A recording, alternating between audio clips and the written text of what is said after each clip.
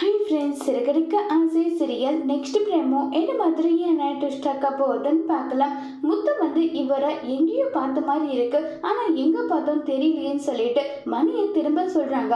அதுக்குள்ளவே மணி எல்லாம் தாடியெல்லாம் ஓட்டிட்டு ஆளை அடையாளம் தெரியாத மாதிரி இருக்காங்க. உடனே அங்கே வந்த பரிசு, என்ன சம்மந்தி நீங்கள் இப்படி இருக்கீங்களேன்னு சொல்லி கேட்குறாங்க. இல்லை, எனக்கு இப்படி இருக்கணுன்றது ரொம்ப நாள் ஆசையா, அதனால தான் இப்படி இருக்கேன்றாங்க. உடனே என்ன மாமா இவரை இப்படி கேட்குறீங்க, அப்ப இவர் எப்படி இருப்பாருன்னு சொல்லிட்டு எல்லாம் பேசுறாங்க. அவரு தழுக்கு முழுக்கன் அப்படி இருப்பாருன்னு எல்லாம் சொல்லி பேசிட்டு இருக்காங்க. முத்துக்கு பயங்கர சந்தேகம் வருது. இல்லையே, இவரை நம்ம எங்கேயும் பார்த்த மாதிரி இருக்கு, ஆனா எங்க பார்த்தோன்றது மட்டும் எனக்கு ஞாபகத்திலே வரலையே. நம்ம மீனாவை கூட்டிட்டு வந்து கேட்டு பார்க்கலாமான்னு சொல்லிட்டு மீனாவை கூப்பிட போறாங்க.